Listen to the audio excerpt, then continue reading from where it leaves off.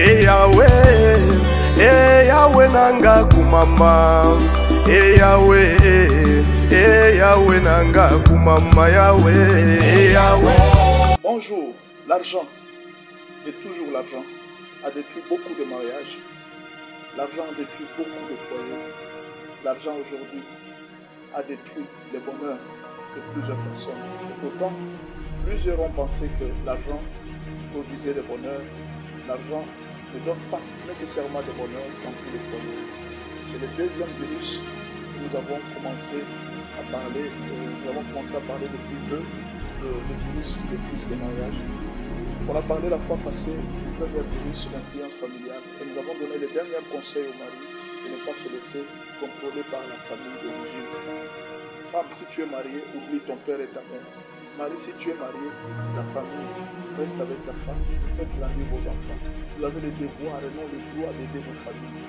Ce n'est pas une obligation, mais c'est un devoir. Alors, on n'est pas contre la solidarité africaine, mais nous voulons juste sauver le mariage qui sont détruits à cause des familles. Mais il y a un deuxième problème.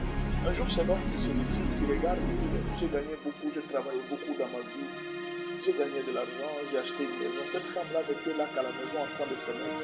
Il se rend compte qu'il avait signé à la mairie ou à la commune, il avait signé la communauté des biens. C'est-à-dire que tout ce qu'il a gagné, maison, voiture, il a plusieurs parcelles. Cet argent-là, un jour, même s'il mourait, ça pourrait revenir aussi à sa femme, totalement à sa femme et à ses enfants. La femme aussi s'est dit, mais il arrive une fois, j'ai vu mes amis qui ont divorcé, ils ont abandonné les foyers, ils ont laissé les foyers. Et ses amis aujourd'hui se retrouvent sans rien. Et moi, si je reste dans ce foyer, si un jour cet homme me quittait, si un jour cet homme mourait, est-ce qu'un jour je saurais me retrouver? Vous voyez ces questions-là? Ce sont des questions qui ont troublé plusieurs couples. Ce sont des questions qui troublent plusieurs maris. Il n'y a pas longtemps, j'étais en train de juger un mari. J'ai dit, mais vous avez fait quel régime à la mairie, à la commune? Le mari m'a dit, nous avons fait la communauté des biens. Ok, la communauté des biens, c'est-à-dire quoi? La communauté des biens, c'est-à-dire que tout ce que le mari a, tout ce que la femme a, dès que vous vous mariez, ça devient pour l'homme et ça devient pour la femme. Même si tu as trouvé l'homme avec des biens avant le mariage, tout ça, ça devient aussi pour toi. Vous voyez un peu? Mais il y a aussi un autre régime où ce que vous avez gagné avant le mariage et ce que la femme a gagné le mariage, c'est pour vous. Et ce que vous gagnez ensemble pour le mariage, c'est ce qui vous appartient à vous deux. C'est ça, c'est un autre régime. Il y a aussi le troisième régime, c'est le régime des biens séparés. L'homme est avec sa richesse, la femme aussi avec sa richesse. Chacun vit comme ça. Le jour où vous vous séparez, chacun garde sa richesse. C'est comme ça qu'on nous a proposé comme le trois régimes. Mais vous avez opté pour le régime de la communauté de biens. C'est-à-dire, ce que tu as gagné avant et ce que la femme a gagné avant, vous le mettez ensemble, ça appartient maintenant à vous. Maintenant, il arrive des fois que les hommes commencent à se poser des questions. Et si je mourrais un jour demain, pourrais-je toujours profiter de cet argent? Est-ce que ma famille pourra profiter? Il a oublié qu'il avait lui-même signé le mariage de la communauté des biens. C'est ça qui a fait le grand problème. C'est ça l'hypocrisie. C'est maintenant qu'il faut, avant de vous marier, poser ce problème pour dire que moi je ne veux pas la communauté des biens. Au lieu de tromper tout le monde et dire je veux la communauté des biens, mais arriver dans le mariage, tu commences à penser à l'argent, tu commences à laisser l'argent te dominer. Alors il y a 6 mécanismes qui font entrer ces virus dans le foyer. L'argent entre dans le foyer pour dominer les foyers par 6 mécanismes. Et nous allons voir ces 6 mécanismes. Premier mécanisme, vous commencez à cacher ce qui est à moi et montrer une partie parce qu'on ne sait jamais. Vous voyez? La famille de cet homme pourra tout prendre un jour. La femme s'est dit, je vais commencer à cacher les choses. Vous voyez, quand vous commencez à vous cacher dans le foyer, sachez que votre foyer commence à se détruire. C'est le début de la chute d'un foyer. Quand seulement vous commencez à vous cacher les choses dans un mariage, c'est le début de la chute de votre mariage. Ça, je suis en train de vous supplier. Le début de la chute du mariage, c'est quand vous commencez à vous cacher. Imaginez, je vais vous poser une question. Est-ce qu'il est possible d'avoir un enfant si vous ne savez pas vous déshabiller? L'enfant, c'est la bénédiction, n'est-ce pas? Est-ce que quelqu'un peut avoir un enfant s'il ne sait pas se déshabiller? Si tu ne sais pas te déshabiller, tu n'auras pas d'enfant. Si vous commencez à jouer les jeux de cache-cache, les maris aussi commencent à cacher.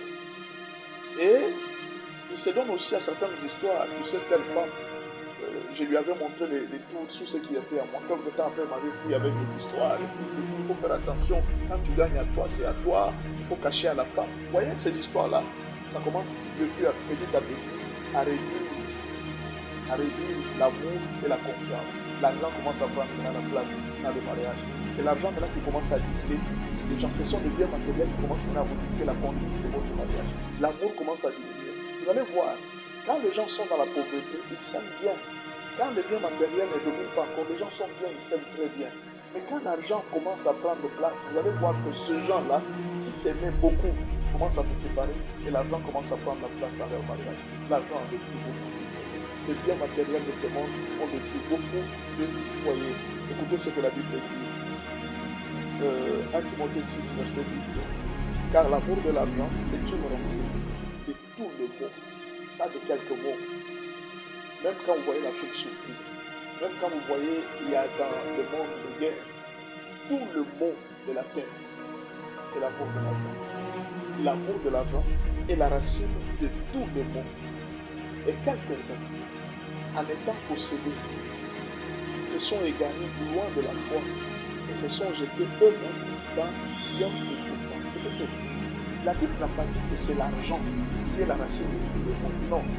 La Bible a dit ceci, c'est l'amour de l'argent, l'amour des biens matériels qui est devenu aujourd'hui la racine de tout le monde. Aimer les biens matériels plus que Dieu, aimer les biens plus que sa femme, plus que ses enfants, aimer les biens matériels plus que son mari, c'est ce qui devient la racine de tous les maux, la racine de tous les divorces.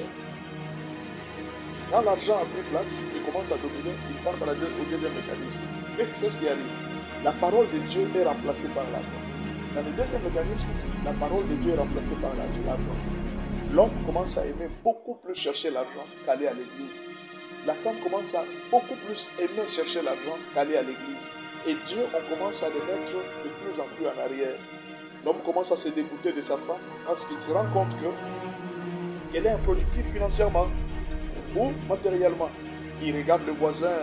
Comment est-ce que la femme du voisin est en train de donner de l'argent? Celle-là travaille et ma femme ne fout rien. Et il commence à de plus en plus à aimer sa femme. Mais si tu aimes ta femme, tu la aimes pourquoi? Parce qu'elle ne produit pas l'argent.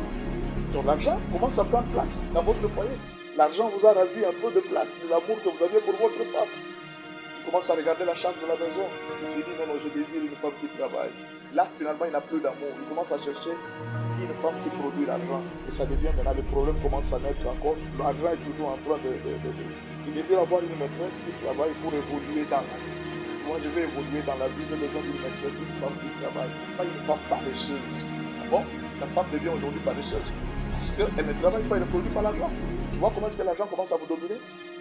La femme aussi, de son côté, regarde le confort chez les voisins et voit des cadeaux que les maris des voisins donnent à son ami. Il dit, ah, vraiment, si vraiment j'avais aussi un mari comme quelqu'un qui donne des cadeaux, regardez mon ami, il ne fait même pas des efforts, son mari est en train de lui donner des cadeaux, et de plus en plus, l'amour de l'homme a changé à cause de l'argent. De plus en plus aussi, la soumission de la femme commence à changer à cause de l'argent.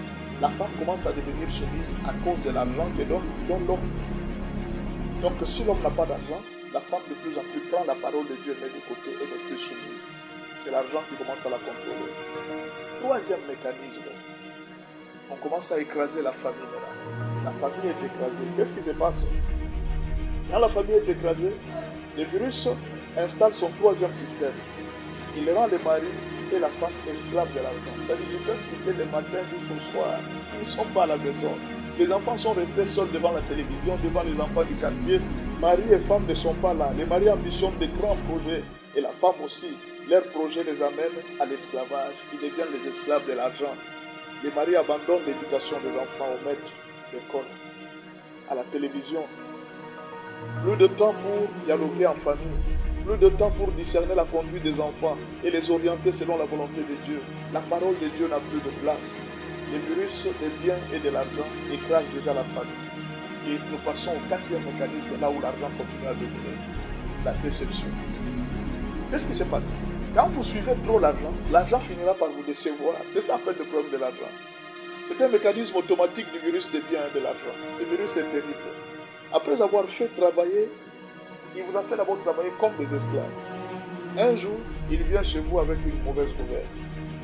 Votre argent est volé. La souffrance commence. Votre mari a envoyé l'argent de votre caisse en famille sans vous avertir. Votre femme a fui avec l'argent. Un enfant est tombé malade et ça demande autant d'argent que vous avez économisé. Vous voyez, vous avez travaillé dur pour avoir cet argent. Et en fin de compte, c'est une petite maladie qui vous prend tout. C'est une petite chose qui vous prend tout. La femme de son côté s'est endettée sans dire à son mari et a mal géré l'argent. Regardez, le mari demande l'argent. Où est l'argent que tu gardais? Il dit, il n'y en a plus rien. J'avais, ça devient un problème. L'argent est en train de tuer le mariage. Ces nouvelles créent des blessures qui pourront vous conduire jusqu'au divorce et le virus argent à dominer. Comment? Et c'est fini. Le mariage est terminé. Proverbe 23, verset 4. Ne te tourmente pas pour t'enrichir. N'y applique pas ton intelligence. Proverbe 23, verset 5. Veux-tu poursuivre le regard de ce qui va disparaître? Car la richesse se fait des ailes. Elle disparaît, la richesse. Et comme l'aigle, elle prend son vol vers les cieux. N'oublie pas ce qui est important. Pendant que tu es en train de chercher l'argent, la famille, votre femme, vos enfants, c'est ce qui est plus important. C'est ce que vous avez de précieux. N'oubliez pas, ne perdez pas ça. Le cinquième mécanisme, ce sont les dépenses de la vanité. L'homme commence à aller prendre l'argent. Prochainement, comme il ne fait plus confiance à sa femme, il commence maintenant à prendre tout l'argent dans la boisson, dans les prostituées. Il dit, je ne donnerai plus l'argent à ma femme. Et le sixième mécanisme, Dieu n'existe pas. C'est vous-même qui gagnez votre propre vie par vos efforts. Et la Bible, ça vous concerne. Les offrandes vous concernent. Votre argent ne contribue plus même pour aider les pauvres, même pour aider la famille. Vous devenez égoïste. Vous devenez chiche à cause de votre argent. Et c'est fini. Votre femme ne vous dit plus rien. C'est l'argent qui devient votre maître. Votre mari ne vous dit plus rien. C'est l'argent qui devient votre maître. Vous décidez tout en fonction de l'argent. S'il n'y a pas d'argent, il n'y a pas d'amour. Et c'est un cycle de mariage. Dans certains contrées du pays, du monde, le mariage existe. Avez-vous bien suivi? Faites écarter. C'est l'argent, le bien matériel. Revenez à ce qui est essentiel. Votre femme, votre mari et votre famille. Ce sont des choses essentielles. C'est ce que Dieu vous a donné. L'argent prend des ailes, ça peut s'envoler, ça peut vous décevoir. Ne vous laissez pas être déçu par l'argent. Merci beaucoup de nous avoir suivis. Continuez à suivre le troisième virus. La fois prochaine, nous allons parler de la gestion financière dans un couple. C'est le troisième virus qui a troublé beaucoup trop de personnes. Et faites très attention avec ces virus. Merci beaucoup pour nous avoir suivis. Et nous pensons que la fois prochaine, nous allons parler de ça. Que le Seigneur vous bénisse. Merci beaucoup.